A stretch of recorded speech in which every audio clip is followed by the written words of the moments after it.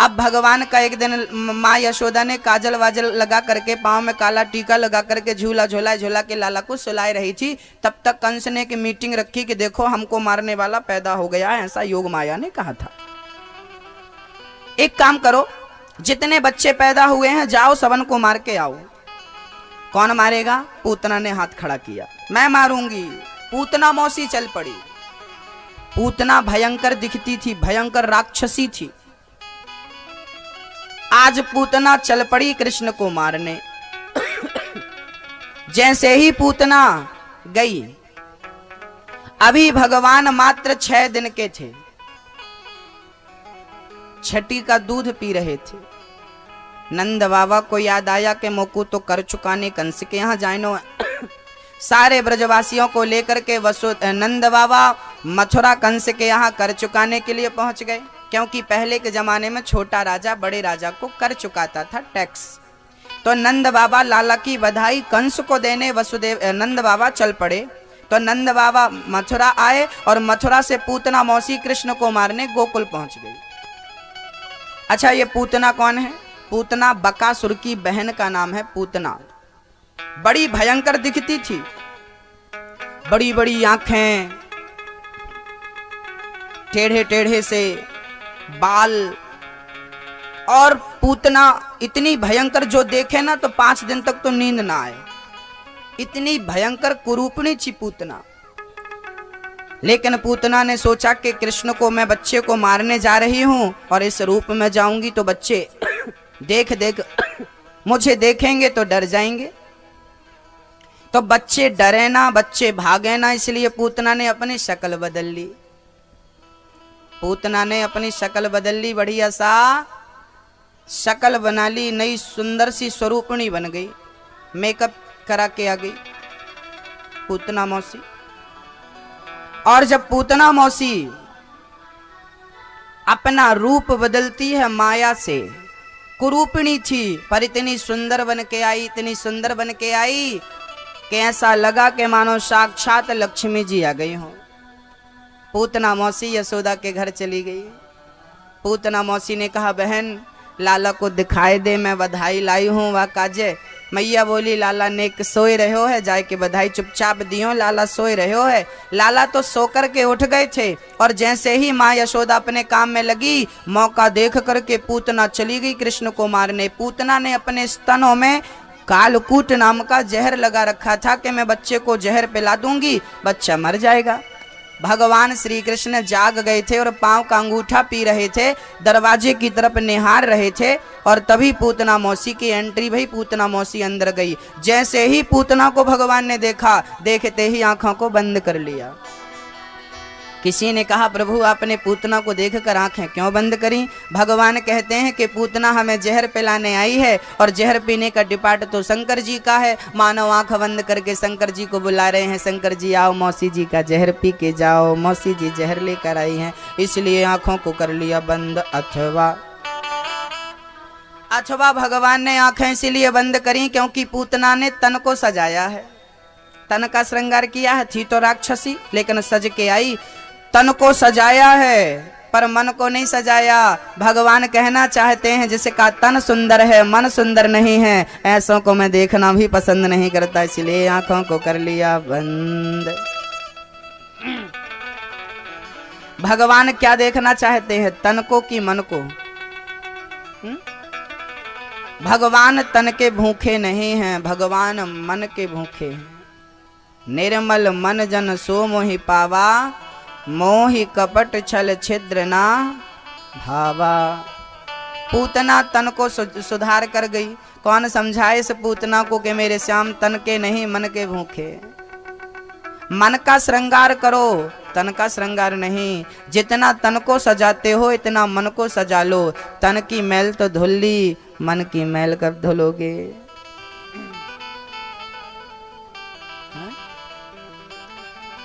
गंगा में जाकर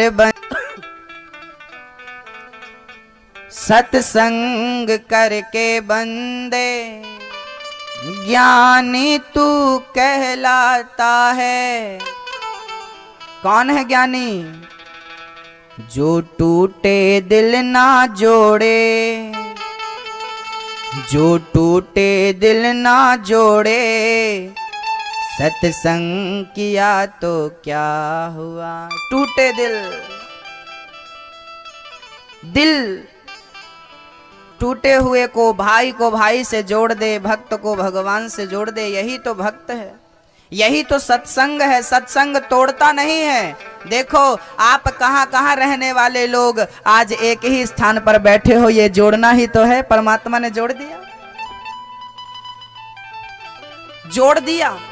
आप ऐसे कभी बैठते नहीं, लेकिन सत्संग ने जोड़ा ना, तो सत्संग जोड़ता, और जो जोड़ता है परमात्माओं से प्रेम करता है, परमात्माओं से खुश रखता है, सुखी रखता है, और जो तोड़ता है वो सदा दुखी रहता है। एक दर्जी था यहीं पास में, कैंची से कपड़े को काटता, कैंची को पांव के नीचे रखता, सुई से बटन लगाता, कज करता, और सुई को टोपी में लगाता।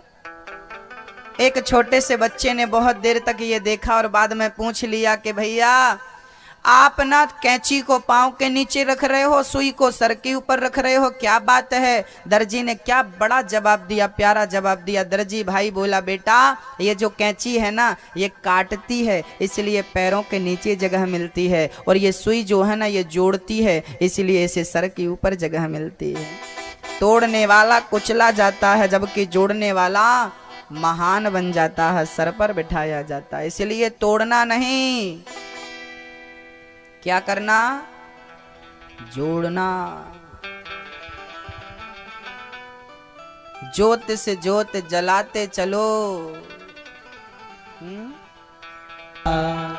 सब कुछ पा लिया, अभी एक चीज पानी बाकी है। क्या क्या पानी बाकी? किसको? हाँ हाँ,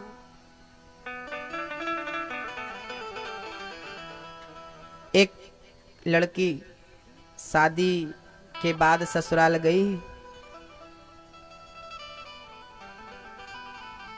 उसने सास का प्यार पा लिया, उसने ससुर का प्यार भी पा लिया, उसने अपनी सेवा से जेठानी और ननंद का दिल भी जीत लिया, उनका भी प्यार पा लिया, लेकिन वो अपने पति का प्यार ना पा सकी। तो बताइए, सबका प्यार पाना सफल हुआ कि व्यर्थ चला गया? बताइए, बोलिए बोलिए, व्यर्थ है ना। एक सुहागन स्त्री सबका प्यार पाती है, लेकिन अपने पति के प्यार से वंचित रह जाती है, तो सबका प्यार पाना व्यर्थ हो गया कि नहीं? हाँ, उस नारी ने सब कुछ पाया, पर पति का प्यार नहीं पाया, तो क्या पाया? आपने संसार में सब कुछ पाया, धन सम्मान वैभव संपत्ति पत्नी परिवार सब कुछ पाया, लेकिन परमात्मा को नहीं पाया, तो सब कुछ पाना व्यर्थ है। सब कुछ पाया है, एक चीज नहीं पाई। एक स्त्री थी, उसने बढ़िया मोटी मोटी पायलें पहन ली, सोने की चूड़ी पहन ली, एक सोने की बिंदी लगा ली, कान में बढ़िया से झुमके बड़े बड़े पहन लिए सोने के, गले में बड़ा सा हार और एक बड़ा रानी हार बड़ा सा पहन लिया, और बढ़िया 20-25 हजार की साड़ी पहन ली, सारा श्रृंगार कर ली, लेकिन बिंदिया लगाना भूल गई माथे पर। अब बताना आपको बस इतना है कि बिंदिया के बिना उस नारी का श्रृंगार पूरा है? बोलो बोलो। जैसे नारी का श्रृंगार एक बिंदिया के बिना अधूरा है, श्रृंगार पूरा है पर बिंदिया के बिना अधूरी है, ऐसे ही आपने सब कुछ पा लिया, लेकिन परमात्मा को नहीं पाया, उस बिंदिया को नहीं पाया। परमात्मा ही वो बिंदिया है आपके माथे की, उसे नहीं पाया तो कितना भी। एक सुंदर नारी थी, उसको सोने चांद, ओ मैया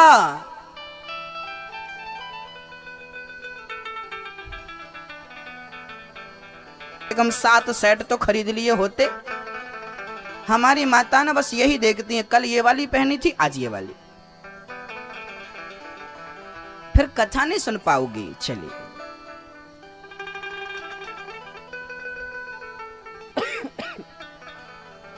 आइए अब बड़े प्रेम से कथा सुनते हैं। आपका ध्यान यहां वहां बिल्कुल ना जाए। मैं आंख बंद करके ही कथा सुनाता हूं, लेकिन आंख खोल के इसलिए सुनानी पड़ती है क्योंकि आप भाग जाती हो यहां वहां, तो आपको देखने के लिए मुझे आंख खोल के कथा सुनानी पड़ती है। नहीं तो मैं तो अपनी मस्ती में डूब जाता हूं और कथा सुनाता हूं अपनी मस्ती में। आप क्या कर रहे हो मुझे कोई फर्क नहीं पड़ता, लेकिन नुकसान होता है आपका। चलिए बोलिए कृष्ण कन्हैया लाल की जय हो। मन भगवान श्री कृष्ण को पूतना मौसी मारने आई।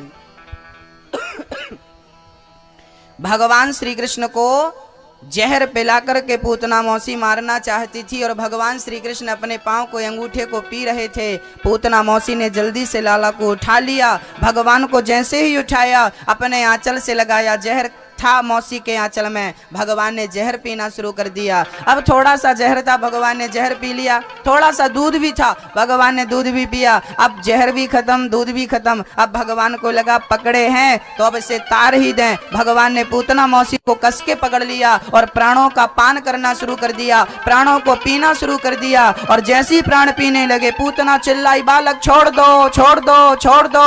भगवान बोले, मौसी जी हम जल्दी से पकड़ते नहीं हैं और पकड़ लेते हैं तो कभी हम छोड़ते नहीं हैं। पूतना को लेकर भगवान भागे। पूतना भगवान को लेकर भागी, उड़ गई आकाश में। पूतना के प्राणों का पान कर लिया भगवान ने। पूतना धड़ाम से गिरी। पूतना के वक्षस्थल पर परमात्मा किलोल कर रहे हैं, खेल कर रहे हैं।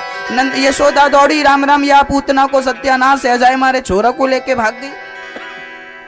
ब्रजवासी दौड़े दौड़े गए, पूतना के छाती पर भगवान खेल रहे थे। पूतना इतनी बड़ी थी कि पूतना के शरीर में नसेनी लगा करके कन्हैया को उतारना पड़ा। 6 कोस का जंगल टूट गया, पूतना का शरीर इतना बड़ा था। पूतना मौसी का शरीर इतना बड़ा था कि पूतना मौसी के पांव गिरे सदर बाजार में तो पूतना का हाथ गिरा गोल बाजार में। इतना बड़ा शरीर पूतना मौसी का। दोनों बाजार कवर हो गई, कोई पुल वुल बनाने की जरूरत नहीं। पूतना का एक हाथ यमुना के उस पार गिरा। नंद बाबा सोचे, राम राम जब मैं गया था तब तो कोई पुल नहीं बना, आया तो पुल कैसे? पूतना के हाथ कोई पुल समझ के छकड़े बकड़े सब बैलगाड़ियां पार हो गई। बाद में पता चला मौसी जी सो रही हैं, पता चला सो नहीं रही हैं, सो गई। पूतना मौसी के शरीर को काट काट करके चिताओं में रखा और नंद बाबा ने जो आग लगाई तो पूतना के शरीर से खुशबू निकल पड़ी। क्या निकली? खुशबू। राजा परीक्षित ने प्रश्न किया, गुरुदेव उसके शरीर से तो दुर्गंध निकलना चाहिए थी, खुशबू कैसे निकल पड़ी? अरे बोले, पूतना पिछले जन्म की पुण्यात्मा है। ये पूतना पिछले जन्म में राजा बलि की पुत्री रत्नमाला थी। राजा बलि जिनके घर वामन भगवान गए थे ना, उनकी बेटी का नाम था रत्नमाला। राजा बलि की पुत्री का नाम था रत्नमाला। रत्नमाला ने जब वामन भगवान को देखा तो उसको लगा ऐसा बेटा मेरा होता तो दूध पिलाती। भगवान बोले तथास्तु। और जब 3 पग भूमि में सब नाप लिया तो बोली ऐसा छलिया बेटा मेरा होता तो जहर पिला के मार देती। भगवान बोले तथास्तु। वही रत्नमाला पूतना बन के आई, दूध भी पिला रही है और जहर भी पिला रही है। एक समय में दोनों वरदान परमात्मा ने पूरे कर दिए। पूतना का उद्धार हो गया। पूतना की वो गति हुई जो माँ यशोदा की होती है। तारना भगवान जानते हैं। न जाने कौन से गुण पर दयानिधि रीझ जाते हैं, यही सदग्रंथ कहते हैं, यही हरि भक्त गाते हैं, है ना।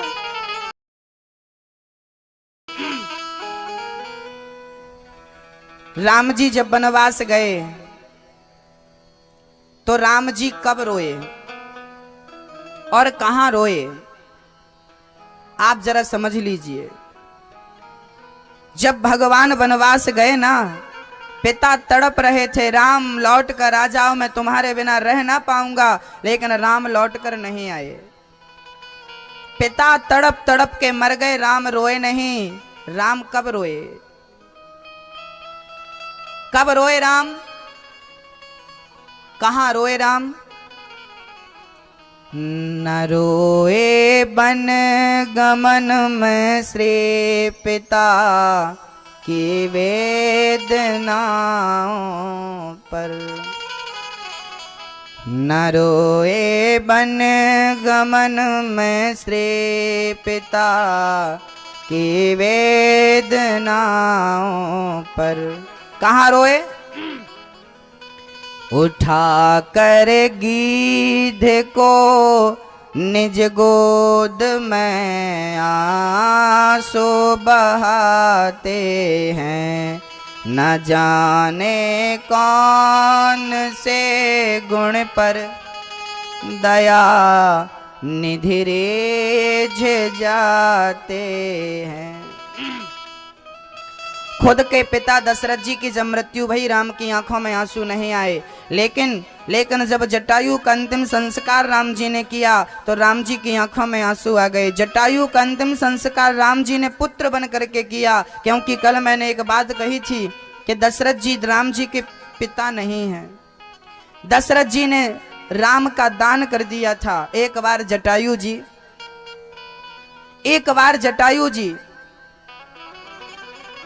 दशरथ जी की जान बचाए, रक्षा किए। दशरथ जी जटायु से बोले, जटायु आपने मेरी जान बचा करके मुझे ऋणी बना दिया है, बताइए मैं आपका ये ऋण कैसे उतारूं। जटायु बोले कि मैं वक्त आएगा तो आपसे ये ऋण ले लूंगा, आपसे ये वचन ले लूंगा जो आपने देने को बोला है। दशरथ जी ने बोला आप जो मांगोगे मैं दूंगा। ठीक है। जब दशरथ जी के 4 पुत्र हो गए, राम लक्ष्मण भरत शत्रुघ्न, तब दशरथ जी से जटायु ने कहा, देखो दशरथ जी, आपने एक बार मुझे कहा था वचन देने का, आज मैं आपसे कुछ मांग रहा हूं। हाँ हाँ मांग लो। आज मांग रहे हैं। आज दशरथ जी से जटायु जी मांग रहे हैं, मुझे कुछ नहीं चाहिए, मेरा कोई बेटा नहीं है, मेरी कोई संतान नहीं है, मुझे पुत्र चाहिए, आपका बड़ा पुत्र आप मुझे दान कर दो। दशरथ जी कौन थे? प्राण जाए पर वचन न जाए। दशरथ जी ने तुरंत अपना बेटा राम को लिया और जटायु की झोली में डाल दिया। जटायु, मैंने इसका दान तुम्हें कर दिया। जटायु लेकर जाने लगे। नारद जी रास्ते में मिल गए। अरे जटायु, इस बच्चे को तू लेकर जाएगा, क्या खिलाएगा, क्या पिलाएगा? ये बच्चा सुकुमार है। तब जटायु ने कहा, नाना अभी नहीं, बाद में ले जाऊंगा। वापस कर दिया दशरथ जी को। दशरथ जी, ये अपना बेटा आप संभालो, मैं जब बड़ा हो जाएगा तो मैं ले लूंगा, मैं ले लूंगा। दशरथ जी बोले ठीक है। रामचरितमानस में तुलसीदास जी ने 2 बातें कही हैं। मेरी इस बात के 2 प्रमाण तुलसीदास जी ने रामचरितमानस में दिए हैं। पहला प्रमाण, जब राम का जन्म हुआ तब एक चौपाई तुलसीदास जी ने लिखी है, सर्वस दान दीन सब काहू, जेहि पावा राखा नहीं ताहू। सर्वस्व दान कर दिया दशरथ जी ने, राम को ही दान कर दिया। एक भक्त का सर्वस्व क्या होता है? एक भक्त का सर्वस्व भगवान ही होता है। भगवान को ही उठाकर दान कर दिया। लेकिन जेहि पावा राखा नहीं ताहू, जो पाया जटायु पाए पर रख नहीं पाए, वापस कर दिए, लौटा दिए। पहला प्रमाण। दूसरा प्रमाण, जब विश्वामित्र जी राम को लेने आए तब एक चौपाई तुलसीदास जी लिखते हैं। विश्वामित्र कहते हैं कि मुझे राम लक्ष्मण दो, तब दशरथ जी कहते हैं, चारों सुत मोहि प्राण की नाई, पर राम देत नहीं बने गोसाई। मैं आपको राम नहीं दे सकता। क्यों? क्योंकि राम दूसरों की धरोहर है, राम दूसरों की अमानत है। दशरथ जी राम से बहुत प्यार करते थे। क्यों प्यार करते थे? क्योंकि वो दशरथ जी जानते थे कि ये दूसरे की अमानत है। आप कहते हो मेरा पैसा, मेरी चीज खराब हो तो खराब हो, लेकिन मेरे घर में जिसकी दूसरे की चीज रखी है वो खराब ना हो। तो राम के घर, दशरथ जी के घर तो राम अमानत थे। ये तो थी बात प्रमाण की। अब कर्म देखिए। दशरथ जी तड़प रहे थे, दशरथ जी की मृत्यु हो गई। राम चाहते तो दशरथ जी के अंतिम संस्कार में जा सकते थे। राम जी चाहते तो पिता के अंतिम संस्कार में, दशरथ जी के अंतिम संस्कार में जा सकते थे, पर राम जी नहीं गए। उस समय राम जी चित्रकूट में थे, ज्यादा दूर नहीं थे, जा सकते थे, नहीं गए। खुद के पिता का अंतिम संस्कार राम जी ने नहीं देखा और जटायु का अंतिम संस्कार खुद ने किया। अविरल भगति मांग वर गीध गयों हरि धाम, तेह के क्रिया यथोचित, निज कर कीन्हे राम। दशरथ जी की क्रिया नहीं करी राम ने, जबकि हमारी परंपराएं होती हैं कि बड़ा बेटा ही पिता का अंतिम संस्कार करता है। यदि बड़ा बेटा है तो बड़ा ही संस्कार करता है पिता का। ऐसे हमारे शास्त्रों की और हमारे धर्म की, हमारे समाज की परंपराएं। अब दशरथ जी ने राम का दान कर दिया तो बड़ा बेटा कौन बचा? भरत बचे। इसलिए दशरथ जी का संस्कार बड़े बेटे ने किया है, भरत जी ने किया है। राम का तो दान कर दिया। राम को जिसका दान किया था आज राम उसका संस्कार कर रहे हैं, जटायु का। जंगल में हजारों पक्षी मरे होंगे, पर क्या राम जी ने सबका संस्कार किया है? ना, केवल जटायु का संस्कार किया। जटायु कौन है? ये सीता की रक्षा के लिए अपने पंख कटवाते हैं। एक आदमी बोला, जटायु अभी तक तेरे पंख थे, अभी तक तेरे पंख थे तो जिम्मेदारी तेरी थी राम के पास जाने की। अब तो तेरे पंख नहीं है, अब तू कैसे जाएगा राम के पास? जटायु बोला, जटायु जी बोले कि देखो, जब तक पंख थे तो जिम्मेदारी मेरी थी राम के पास जाने की, अब तो पंख ही नहीं है, अब तो जिम्मेदारी राम की है जटायु के पास आने की। और राम जी आए। निर्बल केवल राम सुनेरी मैंने, निर्बल केवल राम। निर्बल मतलब जिसका कोई बल नहीं है उसके बल भगवान है। द्रौपदी जब तक पुकारती रही, पिताजी बचाओ, पति जी बचाओ, गुरु जी बचाओ, तब तक भगवान नहीं आए। और जब खड़ी हो गई हाथ उठाकर, अब मेरा कन्हैया तेरे सिवा कोई नहीं है, जब दुनिया वालों का बल खत्म हो गया, तब परमात्मा ने द्रौपदी की रक्षा करी। एक आदमी मुझसे बोला, गुरुजी पहले द्रौपदी की लाज लुटती थी तो भगवान बचाने आते थे, उसका चीर बढ़ाने आते थे। आज कितनी बहन बेटियों की, कितनी द्रौपदियों की लाज लुटती है, आज भगवान क्यों नहीं आते? आज भी तो भारत में रोज बेटियों के साथ बलात्कार होता है, उनका अपमान होता है, उनका चीर हरण होता है। आज भगवान क्यों नहीं आते द्रौपदी की लाज बचाने? आज की द्रौपदी की लाज बचाने क्यों नहीं आते? मैंने कहा भैया, द्रौपदी जैसी स्त्री जब भगवान को पुकारती है तो कृष्ण रक्षा करने आता है। पूतना को तारते हैं, पूतना पापनी थी, लेकिन भगवान का नाम ले लिया, भगवान को स्पर्श कर दिया, भगवान ने उसके सारे पापों को खत्म कर दिया, तार दिया। भगवान श्री राम ने जटायु का संस्कार कर दिया। क्यों किया? क्योंकि वो उनके पुत्र थे।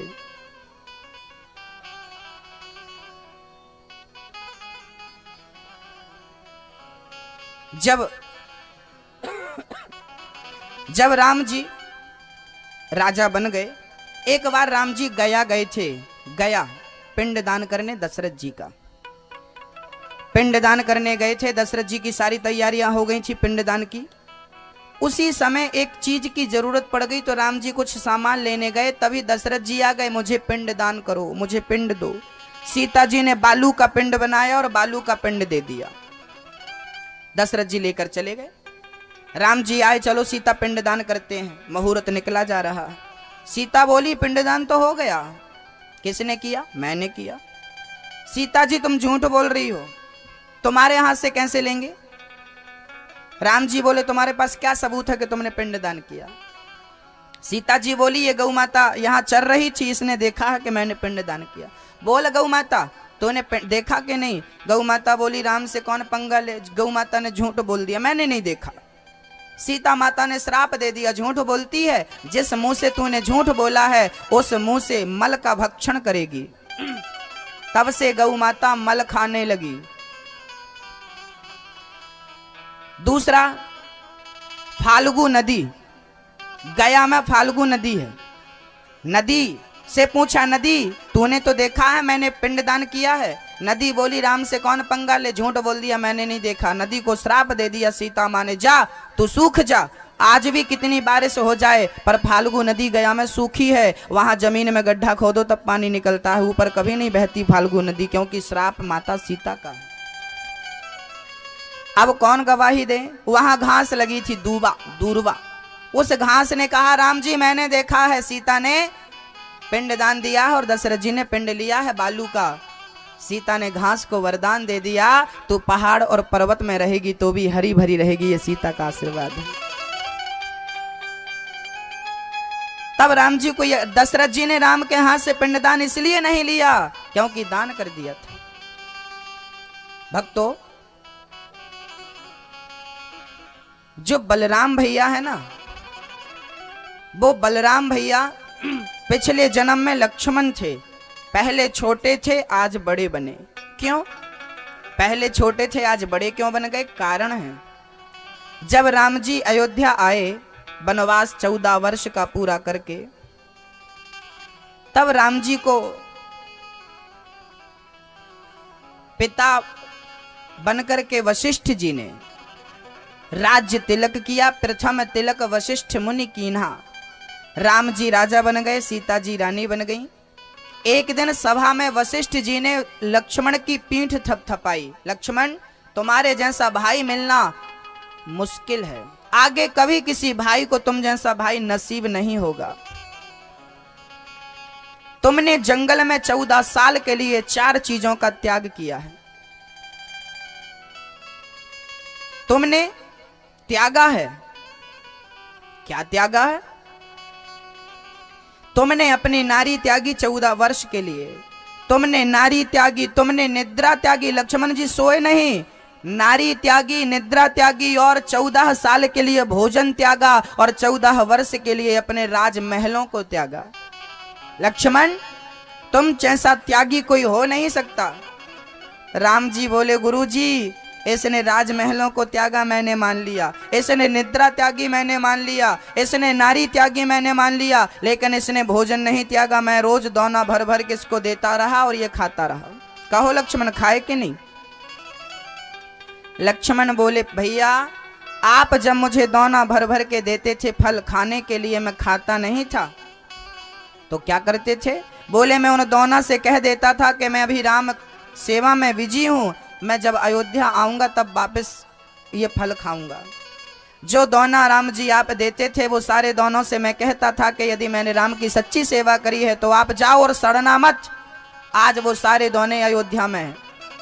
राम जी बोले, कहाँ हैं? राम जी ने एक लक्ष्मण के साथ जाकर लक्ष्मण जी ने एक रूम खोला, स्टोर रूम, देखा तो 14 साल के दोने पड़े। राम जी ने गिनती कराई तो 4 दोने कम निकले। राम जी बोले, लक्ष्मण तुमने 4 बार तो खाया है।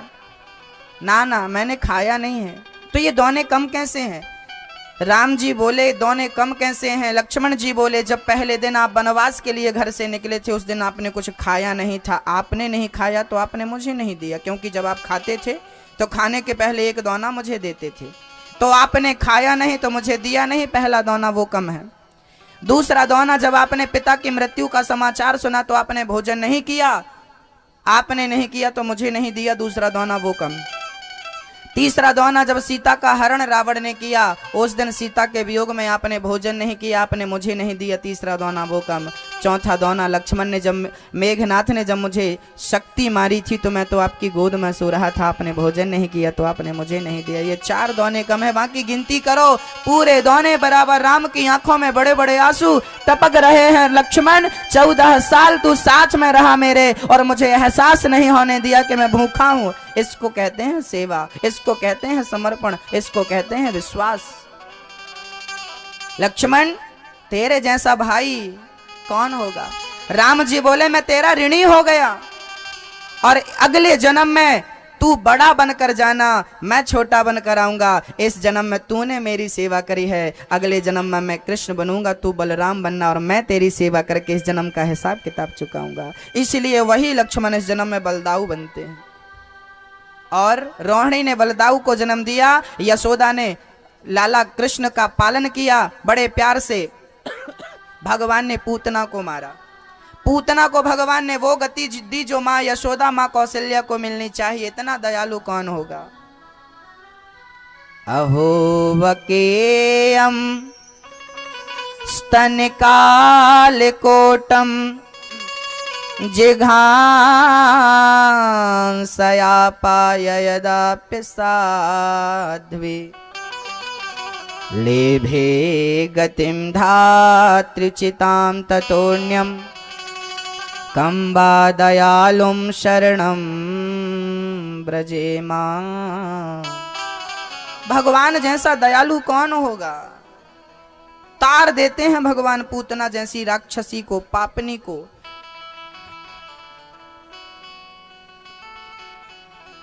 भगवान पूतना को तारते हैं।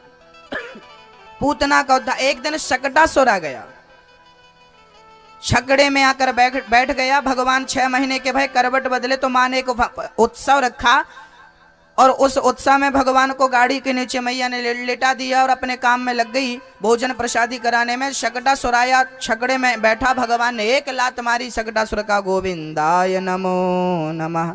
भगवान ने शकटासुर को मारा, तृणावर्त आया।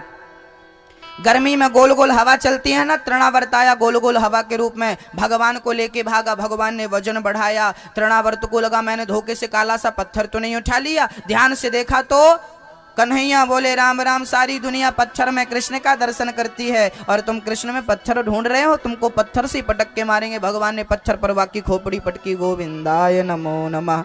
भगवान ने तृणावर्त को मार दिया। सारे राक्षसों को परमात्मा मारते गए। एक लीला दिव्य करते हैं। आज सारे संकटों से भगवान को बचाने के लिए मैया ने एक उत्सव रखा, पंडित जी को बुलाया, स्वस्ति पाठ कराया और सारे मेहमानों को, सारे ग्रामवासियों को भोजन कराया और कहा मेरे लाला को ऐसो आशीर्वाद दियो कि मारो लाला दीर्घ जीवी बने। सारे लोग बधाई दे रहे हैं, सारे लोग जय जयकार कर रहे हैं कन्हैया की। कैसे दिख रहे हैं कन्हैया?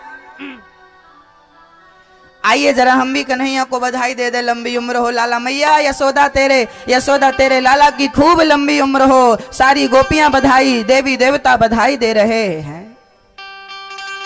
और कन्हैया से नजर जब मिलती है तो कन्हैया दिखते कैसे हैं, इतने सुंदर कन्हैया। भगवान श्री कृष्ण को माँ यशोदा ने बड़े प्यार से आज श्रृंगार किया है लाला को। आज भगवान ने पहली बार भगवान श्री कृष्ण ने माँ यशोदा को मैया बोला। आज मैया गोद में बिठाए दूध पिला रही थी, लाला को काजल लगा रही थी, बढ़िया से कपड़े पहना के, बढ़िया मोतियन की माला भगवान को पहनाए के, और मैया आज लाला को चलना सिखा रही थी। भगवान चल रहे हैं और चलते चलते भगवान के मुंह से जब भगवान गिरने लगे तो आवाज निकली भगवान के मुंह से, मैया मैया मैया। तुरंत यशोदा दौड़ पड़ी, गोद में लेके मारे लाला को बधाइयां बलैया लेवे लगी। आज लाला ने मैया बोले, आज मैं पूरे नगर में डिंडोरा पीटी मैया। आज मेरे छोरा ने मुझको मैया कह के बुलायो। क्या बोलो लाला तेने? मैया। आज कन्हैया ने मैया बोला। आज माँ यशोदा मैया सुनकर के गदगद है गई। सारी सखियां बधाई लेकर के पहुंच गई। यशोदा तेरे लाला ने बधाई देवे वालों काम कियो है याने, चल अब तू एक काम कर, सबन को भोजन करा। मैया सबन को भोजन कराए रही है। लाला ने मैया कह के बुलायो। बार बार मैया जाके बैठ जाती है। लाला फिर बोले गो, क्या बोला मैया को? मैया मैया ओ मैया मैया मैया मैया। आज भगवान ने मैया मैया की रट लगाई। कितनी भाग्यशाली है ये माँ यशोदा, अपने आंचल से लगा करके दूध पिला रही है। माँ का दूध पी करके भगवान बड़े भये। माँ यशोदा कितनी खुशनसीब होगी, जगत का पालनहार आज उस माँ का दूध पी रहा है। भगवान गोविंद आज उसके बच्चे बनकर आए। कितना भाग्य यशोदा का। ऐसा कौन सा पुण्य किया है यशोदा ने कि आज उस पुण्य के कारण भगवान उसके घर आंगन में खेल रहे हैं। अरे दुनिया उस कृष्ण की एक झलक पाने को तरसता है। आज वो उस कृष्ण को अपनी गोद में झुला रही है, गोद में बिठा रही है, गोद में बिठाकर श्रृंगार कर रही है, लोरी सुना रही है, नहला रही है, खिला रही है। क्या नहीं करती माँ यशोदा कृष्ण का श्रृंगार, कैसा कैसा। भक्तों, आज भगवान श्री सुखदेव जी राजा परीक्षित ने पूछ लिया कि कौन सा पुण्य किया है माँ यशोदा ने। तब माँ यशोदा के पुण्यों का वर्णन करने लगे सुखदेव जी। कहने लगे, परीक्षित इस यशोदा का पिछले जन्म में नाम था धरा, नंद बाबा का नाम था वसु। ये पिछले जन्म में एक राजा थे, धरा और वसु।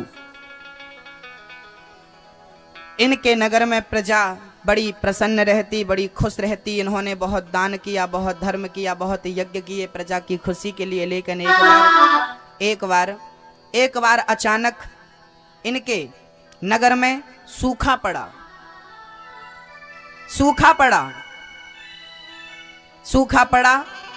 सारी प्रजा त्राही त्राही करने लगी। धरा और वसु ने अपना पूरा राजकोष, पूरा राज्य दान कर दिया और प्रजा का पेट भरा। सारा दान करके गंगा के तट पर रहने लगे और अपने भगवान की भक्ति में लीन हो गए। एक दिन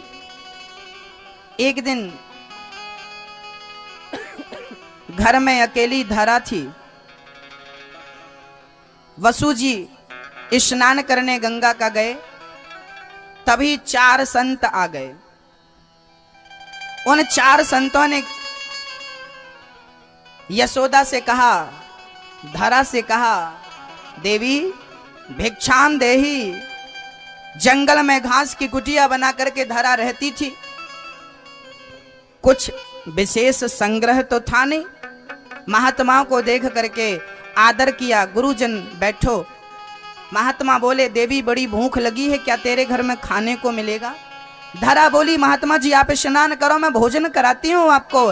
धरा के घर में कुछ नहीं था, वो तो जंगल के फल फूल कंदमूल फल खाकर पेट भरती थी। लेकिन महात्मा आए हैं तो आज उनको खाली पेट कैसे जाने दे। धरा चली गई। पास में एक गांव था, सोची कि गांव से मैं अनाज लेकर आऊं और महात्माओं को बढ़िया बना करके खिलाऊं। वो बेचारी धरा चली गई गांव में। एक साहूकार के घर एक सेठ जी, उसकी दुकान में गई धरा। सेठ जी, मेरे घर में 4 महात्मा आए हैं, भोजन चाह रहे हैं, आप थोड़ा सा मुझे राशन दे दो, भोजन की सामग्री दे दो, मैं 15 दिन में लकड़ी बेच करके आपका सारा कर्जा चुका दूंगी। थोड़ा सा मुझे 4 लोगों के भोजन की व्यवस्था कर दो। सेठ की नीयत अच्छी नहीं थी। सेठ ने कहा कि मैं तुम्हें उधार नहीं दे सकता, क्योंकि तुम्हारा क्या भरोसा, तुम लेकर चली जाओ सामग्री और कल लौट कर ही नहीं आओ तो मैं कहां खोजता फिरूंगा। धरा बोली कोई बात नहीं, आप यकीन नहीं करते तो आप चल करके मेरे साथ मेरी कुटिया देख लीजिए, मैं वहां रहती हूं, मैं जंगल की लकड़ी बेचकर आपका बहुत जल्दी पैसा चुका दूंगी। सेठ बोला, तू एक काम क्यों नहीं करती, तू बाद की झंझट छोड़, तू अभी पूरा पैसा चुका सकती है, अभी के अभी। धरा बोली कि मेरे पास तो अभी कुछ नहीं है आपको देने के लिए। सेठ बोला, तेरे पास बहुत कुछ है देने के लिए, क्या दे सकती हूं मैं? सेठ की नीयत बहुत बिगड़ी थी। उसने धरा के स्तनों की ओर इशारा किया, स्तनों की ओर इशारा करके कहा कि मुझे ये चाहिए, तेरा रूप, तेरी ये जो सुंदरता है ना, इस सुंदरता से मुझे तृप्त करेगी तो मैं जो भी तू मांगेगी वो मैं तुझे दे दूंगा। धरा ने कहा कि तुझे मेरे इन स्तनों से प्यार है? सेठ बोला हाँ। धरा बोली, तो इतनी सी बात है, अभी ले। सामने चाकू पड़ी थी, धरा ने अपने स्तनों को काट दिया, चाकू से काट कर दोनों स्तन काट करके और सेठ की तराजू में रख दिया। एक तराजू पर धरा के स्तन रखे थे और दूसरे तराजू पर सामग्री रखी थी संतों के भोजन की। धरा ने कहा कि ये मेरे स्तन हैं, तुझे मेरे स्तनों से प्यार था, ये तू रख। और पूरी सामग्री उठा करके धरा वहां से चल पड़ी। पूरा शरीर लहू लुहान, रक्त रंजित। यशोदा जैसे उसी हालत में भोजन बनाती है, संतों के लिए बड़े प्यार से भोजन बनाती है और जब संतों को परोसती है अंदर से बाहर तक खून ही खून। संतों ने देखा, देवी ये तुम्हारे शरीर, तुम्हारी साड़ी से ब्लड, खून कैसे आ रहा है? धरा बोली, महाराज कुछ नहीं, आप तो प्रसाद पाइए। आज बढ़िया खीर बनाई थी धरा ने, बढ़िया सी सब्जी, बढ़िया सी रोटी, संतों को भोग लगा रही थी। गुरुजी आप पाइए, आप प्रसाद पाइए। संतों ने कहा, पहले तू ये बता कि ये तेरे शरीर में खून कैसे आया?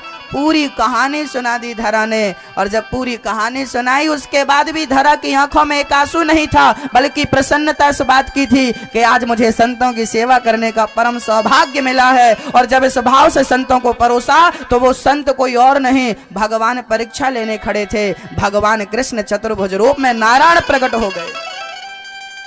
भगवान नारायण प्रकट हो गए और अपने उस देवी को, अपनी माँ को गले से लगा लिया। माँ, तूने संत सेवा के लिए अपने स्तनों का दान किया है, मैं तेरे इन स्तनों का दूध पीने के लिए अगले जन्म में कृष्ण बनकर आऊंगा। वही धरा यशोदा बन के आई और वही भगवान विष्णु कृष्ण बनकर आज माँ का दूध पी रहे हैं। दान किया है स्तनों का। इस पुण्य के कारण आज भगवान गोद में खेल रहे हैं, आंगन में खेल रहे हैं माँ यशोदा के। ये पुण्य है। पिछले जन्म के पुण्य से ही सत्संग मिलता है, पिछले जन्म के पुण्य से ही सुख मिलता है, पाप से ही दुख मिलता है। भक्तों, आज यशोदा ने जब मैया सुना, कन्हैया के मुंह से गदगद हो गई, नाचने लगी। एक दिन भगवान श्री कृष्ण बलराम जी के साथ घुटनों के बल चले गए यमुना के तट पर। बलराम जी बैठे हैं और कन्हैया जी यमुना के तट पर थोड़ी सी मिट्टी उठा के खाए। मिट्टी, जैसे ही भगवान ने माटी खाई, मैया को पता चला। मैया, ओ यशोदा। यशोदा दौड़ी दौड़ी, का है गौ? एक छोरा बोलो, मैया तेरे लाला ने माटी खाई। मैया बोली, चोरे लाला तेने माटी खाई? कन्हैया बोले, तेने माटी खाई?